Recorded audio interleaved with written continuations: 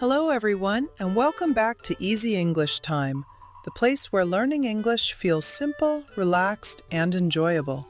I'm Sarah. And I'm Mike. Hello to all our wonderful listeners. I'm really happy to be here today. Sarah, it's great to see you. It's great to see you too, Mike.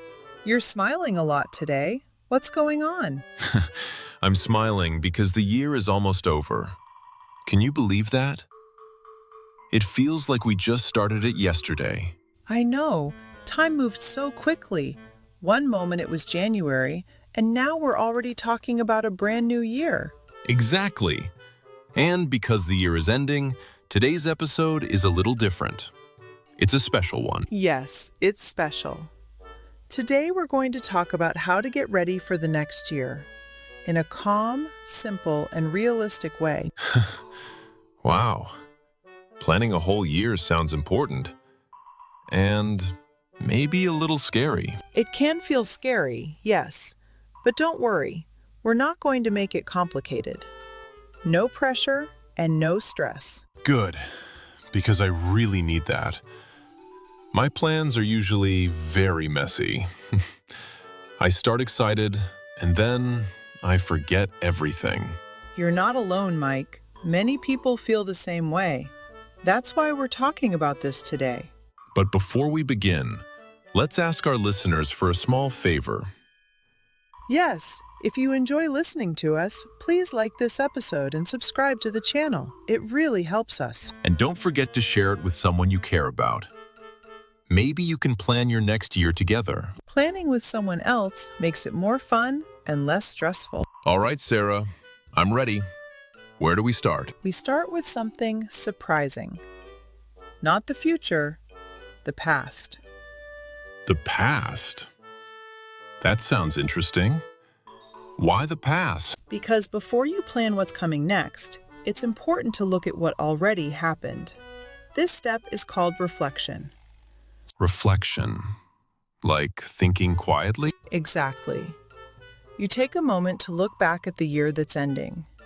You don't think about mistakes, only good moments. Oh, I like that already. These good moments are called highlights, things that made you smile or feel proud. So I should make a list of happy memories? Yes, just 3 to 5 things, nothing long or difficult. Let me think. This year, I learned how to cook a few simple meals. That felt really good. That's a great highlight. When you write things like this down, you understand what really matters to you. It feels nice to remember these moments. I usually forget them. That's why reflection is so important. It gives you a positive feeling before you move forward. So, step 1 is simple. Look back and write the good things. Exactly. No judging, no stress, just appreciation. I already feel calmer, and we just started. That's the power of doing things slowly and simply. Okay, Sarah, I'm ready for the next step. Great. Let's continue in part 2. Welcome back, everyone. In the first part, we talked about reflection and looking at the good moments from the past year. Yes, and I really liked that part. It made me feel calm and positive. That's great to hear. Now that we've looked at the past, it's time to gently look at the future. Okay, this is the part where people usually feel nervous. Yes, exactly. And that's because many people make the same mistake. Let me guess. Too many goals? That's right. People write very long lists. Wake up early every day. Exercise for hours. Eat perfectly. Learn many new skills. That sounds like me. I feel excited at first, but then I feel tired very quickly. And that's completely normal. So today, we're doing something different. Good. I'm listening. Step 2 is simple. Choose only one big goal for the year. Just one goal for the whole year? Yes, one main focus. Something that really matters to you. Not what other people want. Just what I want. Exactly. Ask yourself a simple question. What do I want more of next year? I think I want more energy. I feel tired a lot. That's a great goal. More energy is clear and personal. But how do I get more energy? I can't just write it and wait. You're right. A big goal always needs small steps. Small steps sound easier. They are. Small steps are not scary, and they last longer. So what could be a small step for more energy? Maybe going to bed a little earlier, or drinking more water, or taking a short walk every day. Those sound possible. I don't feel stressed when I hear them. That's very important. Your plan should support you, not pressure you. Those sound possible. I don't feel stressed when I hear them. Perfect. Now let's move to step 3. I like that idea. One big goal. 1 or 2 small habits. A calendar. Okay, what is it? A calendar. The calendar. I always forget to use one. Many people do. But a calendar can really help you see your time clearly. Can I use my phone? Yes, of course. You can use your phone, a notebook, or a big calendar on the wall. What should I write first? Start with important dates, birthdays, holidays, and special events. That's a good idea. I forgot a birthday last year. See? Writing it once can save you a lot of stress later. That's true. After important dates, add something very important: fun and rest. Fun and rest?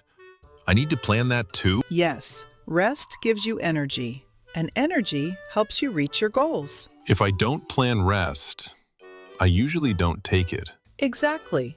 Planning rest is not lazy. It's smart. I like that way of thinking.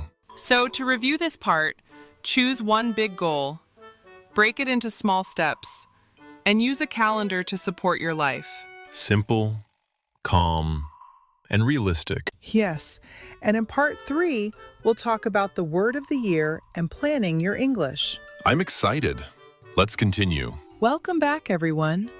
In part 2, we talked about choosing one big goal, small steps, and using a calendar.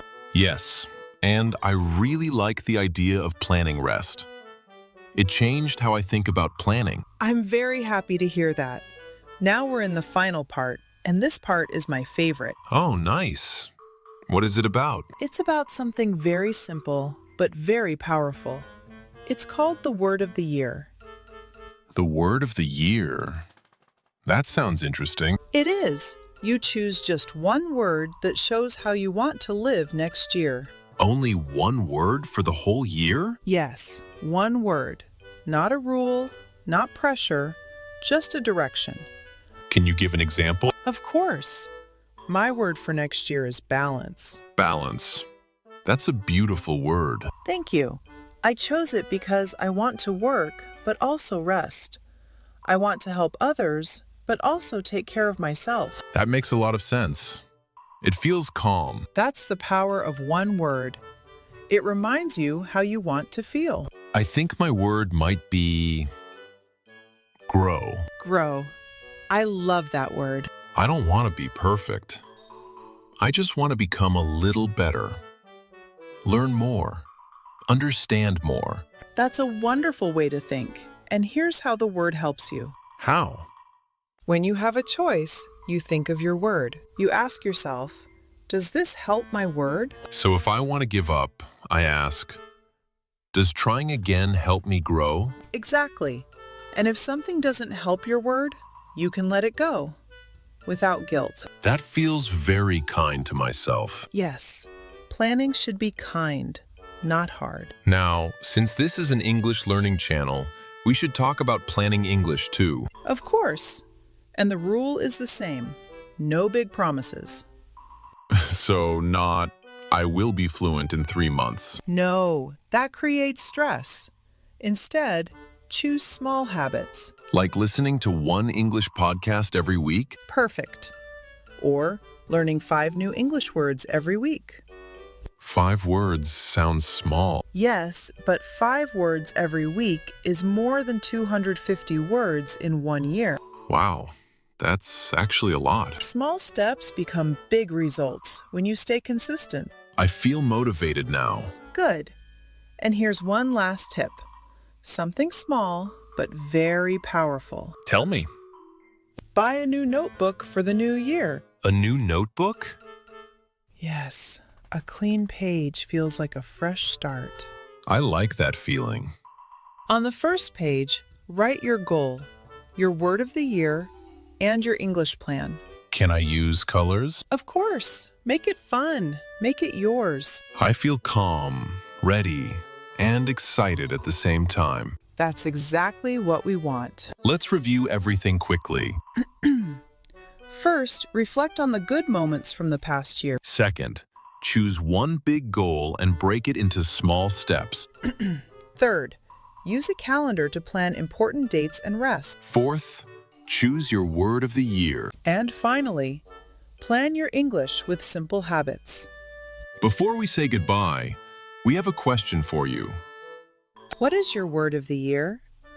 Write it in the comments. We love reading them. And if you're new here, please like, subscribe, and share this episode. Thank you for spending this time with us. We wish you a calm, happy, and successful new year. See you next time. Bye-bye!